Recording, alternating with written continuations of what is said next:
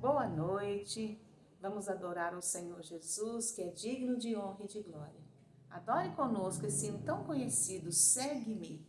A voz do bom pastor nos chama a segui-lo. Jesus é o bom pastor que deu a vida por nós. 217, Segue-me, do cantor cristão.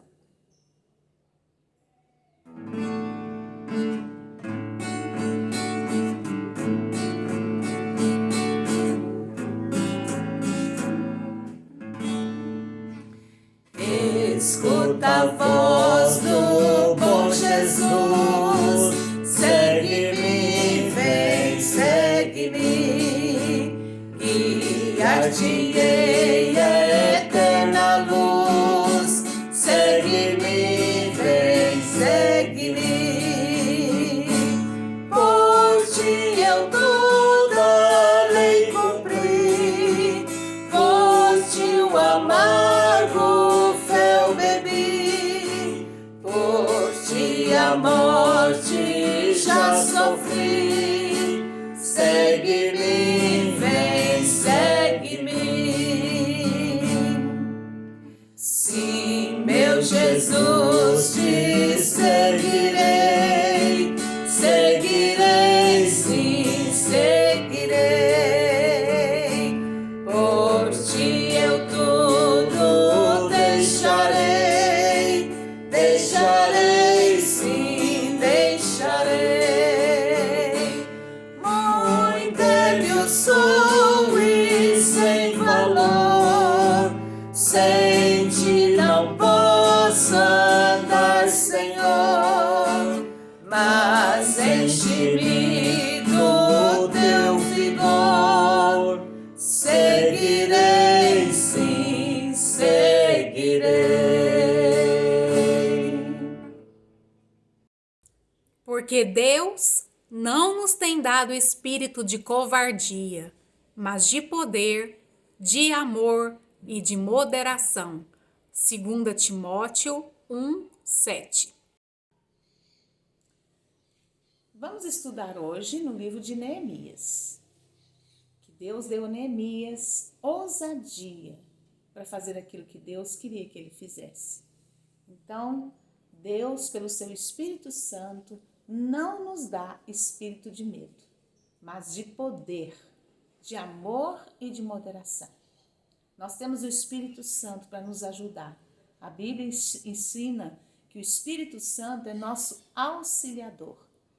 Então, ele está conosco todos os dias. Jesus voltou para o Pai quando morreu na cruz do Calvário e ressuscitou. Está intercedendo por nós junto ao Pai. Ele é o nosso único mediador. E deixou conosco o seu Espírito Santo, que nos guia em toda a verdade, nos convence do pecado, da justiça e do juízo. O Espírito Santo nos dá essa unção e nos dá ousadia, nos dá os dons para servir ao Senhor. Desde o Antigo Testamento, o Espírito Santo já agia na vida das pessoas, mas agora vivemos uma época extraordinária em que já houve o Pentecostes. Jesus, quando ressuscitou, ele disse aos discípulos: ficai em Jerusalém, até que do alto sejais revestidos de poder. Então, no Pentecostes, 10 dias depois da ressurreição, da ascensão, 50 dias depois da ressurreição, no Pentecostes, o Espírito Santo veio sobre a igreja e está conosco até hoje, até que Jesus volte. Vamos abrir em Neemias capítulo 1, mais ou menos vizinho de Jó. Esdras, Neemias, Ester, Jó.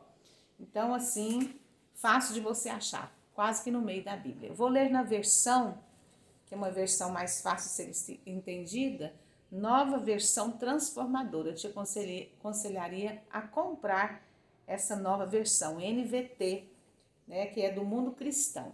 Vale a pena investir para compreender melhor a palavra de Deus. Neemias. A primeira coisa que vamos ver em Neemias é o lamento de Neemias, capítulo 1, do versículo 2 ao 4. Então eu vou ler e você lê também aí na sua casa.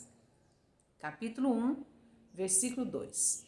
Anani, um de meus irmãos, veio me visitar com alguns homens que haviam chegado de Judá. Perguntei-lhes a respeito dos judeus que haviam regressado do cativeiro e da situação em Jerusalém. Eles responderam: as coisas não vão bem para os que regressaram à província de Judá. Eles estão passando por dificuldades e humilhações.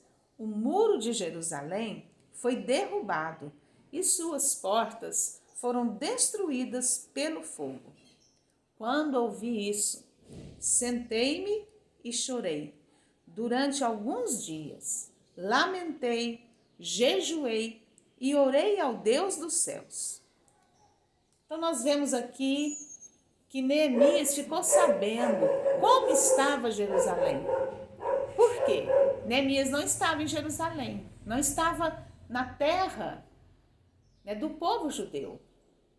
O povo judeu foi levado para a Babilônia e ficou cativo, servindo lá, e Deus orientou que eles fossem e ficassem lá, porque Deus estava disciplinando o povo judeu por 70 anos. E agora então vem alguém de Jerusalém e fala para Neemias. Neemias era copeiro do rei, era a função dele lá. Ele fala como estava Jerusalém. E quando ele ouviu notícia que havia destruição do estado de Jerusalém, daquela terra tão amada, o que ele fez? Ele lamentou. Então o versículo 4 diz assim: quando ouvi isso, sentei-me e chorei. Durante alguns dias lamentei, jejuei e orei ao Deus dos céus. O povo judeu, nas histórias bíblicas, é um povo que pecou muito. Um povo que errou muitas vezes. E o ser humano é assim, pecador, fraco.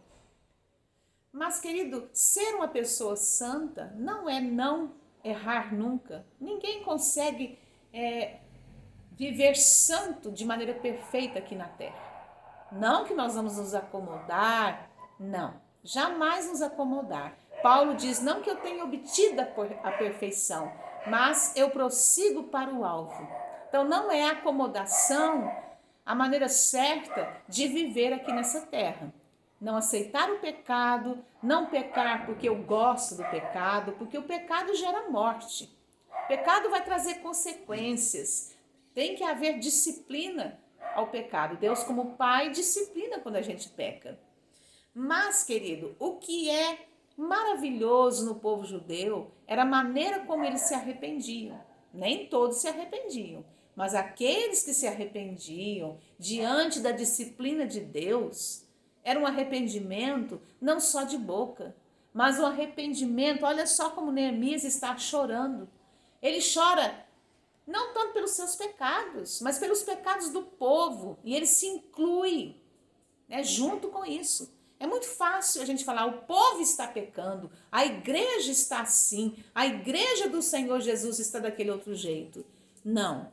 Quando você vê no livro de Neemias, ele lamentando, ele se inclui. Ele é o povo judeu, ele faz parte desse povo. Então ele diz assim, quando ouvi isso, sentei-me e chorei. Durante alguns dias, lamentei, jejuei e orei ao Deus dos céus. Então, há um lamento, há um choro. A Bíblia incentiva isso.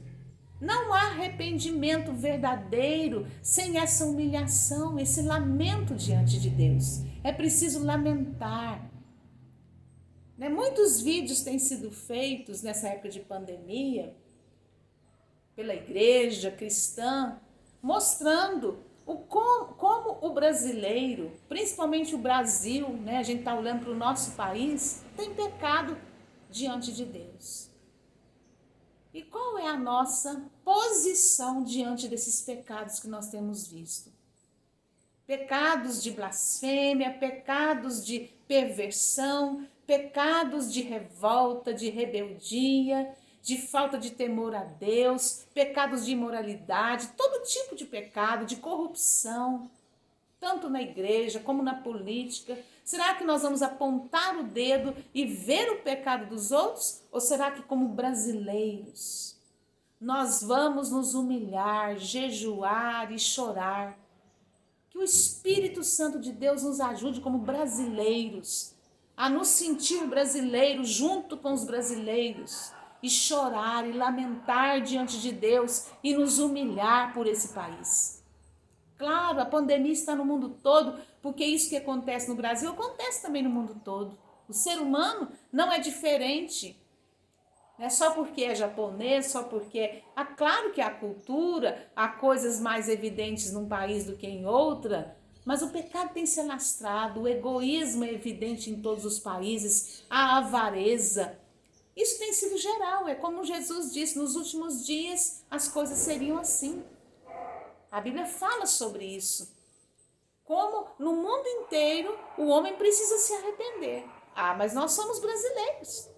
E em vez de ficarmos só acusando, vendo os defeitos do presidente, vendo a corrupção do governo, vendo os defeitos dos deputados, dos governadores, meu querido, como brasileiro, assim como nós, por exemplo, quando nós olhamos para a nossa família, vamos ser mais íntimos, para os nossos filhos.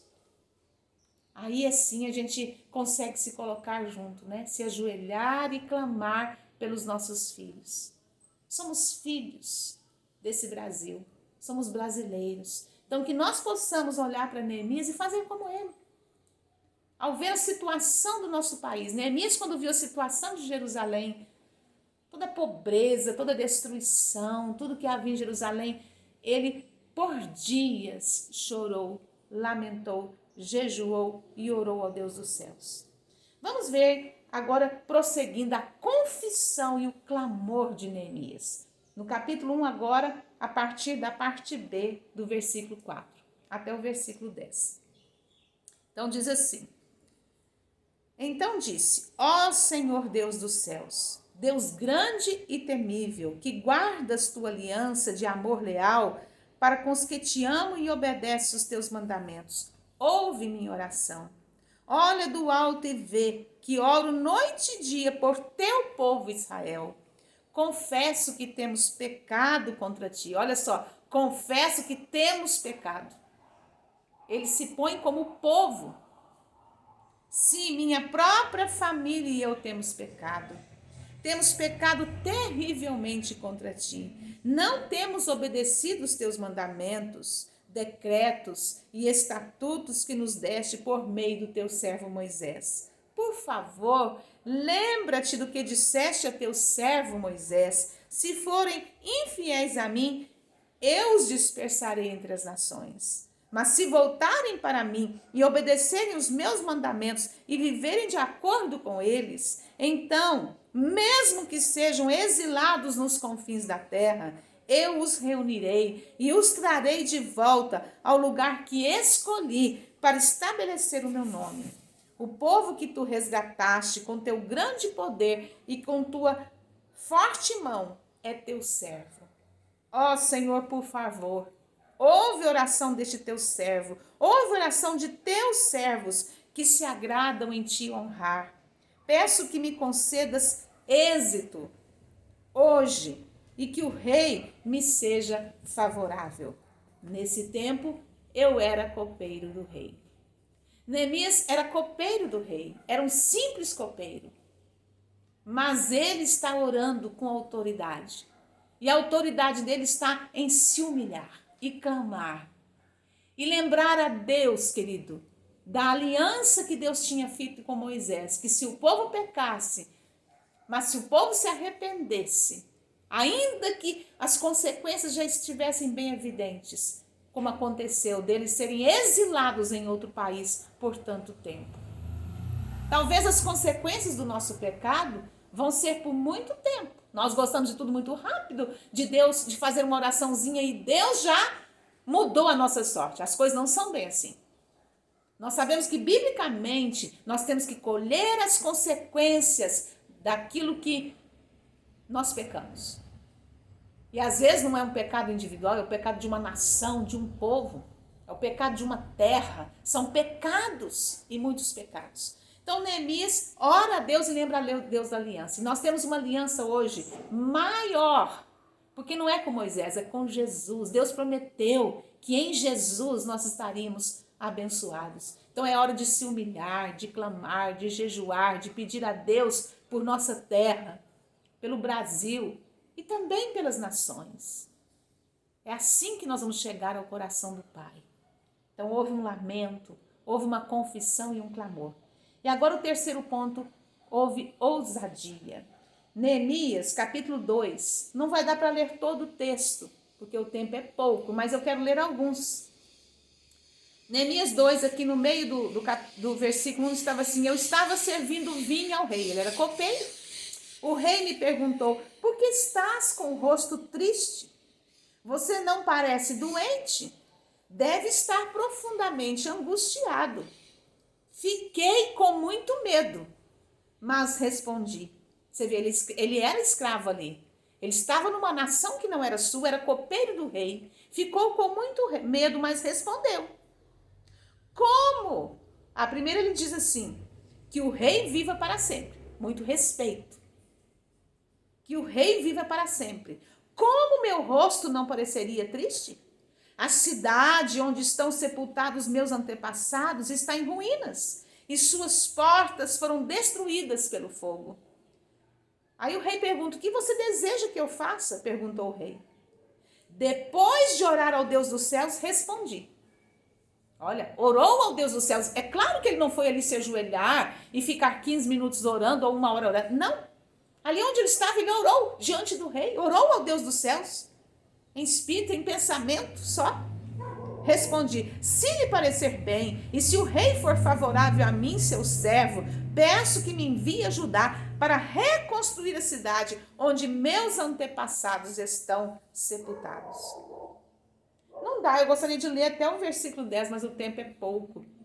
Querido, ali houve aquela ousadia. Ele era só o copeiro, mas ele sabia quem ele era diante de Deus. Ele tinha orado ao Deus dos céus. Ele sabia que ele era um servo de Deus. Então ele teve ousadia. É muita ousadia um copeiro pedir que o rei permitisse que ele saísse e voltasse para Jerusalém para reconstruir Jerusalém. E não só isso, você vai prosseguir na sua casa lendo os versículos posteriores, ele vai pedir material, madeira. Soldados vão acompanhar Neemias para protegê-lo. Ele tem coragem de pedir muito. Por quê, meu querido? Ele sabia quem ele era. Quantas vezes nós somos uns coitadinhos, né? Quando chega a hora de tomar uma decisão, uma palavra ousada, você vê, ele teve medo. O texto diz que ele tinha medo, mas ele fez com medo. Ele fez o que tinha que ser feito, ele já tinha orado. E ali ele volta a orar em espírito e ele abre a boca. E a ousadia vem. Né? Ele está exilado, ele é um escravo ali, mas ele tem coragem. Nós muitas vezes pensamos que Deus vai nos dar algo, que a boa mão de Deus vai estar sobre nós. De certa maneira, eu vou trabalhar bastante, eu vou correr atrás, eu vou me esforçar, eu vou fazer isso, é a minha inteligência, e aí eu vou conseguir. Mas quantas vezes Deus tem métodos que nós pensamos, são bem diferentes do que nós imaginávamos. Olha só, o rei está abençoando a vida de Neemias para a reconstrução de Jerusalém. Quantas vezes Deus fez isso? Tudo é de Deus, querido. Tudo é dele. E ele faz do jeito que ele quiser. Nosso dever é trabalhar. A Bíblia, ela é contra a vadiagem. Há um mandamento que diz: 6 dias trabalharás. E no 7º descansarás. Deus é um Deus de trabalho. Mas não quer dizer que será o nosso esforço, a força do nosso braço que vai trazer a bênção. A bênção vem da maneira como Deus quiser. Ele muda a nossa sorte, ele vai mudar a sorte do povo judeu através da ousadia que ele põe na boca de Neemias. Que Deus te dê ousadia para fazer a vontade dele. Que toda a glória seja dele. Porque é ele quem muda a nossa sorte. Amém, meu querido? Que Deus te abençoe.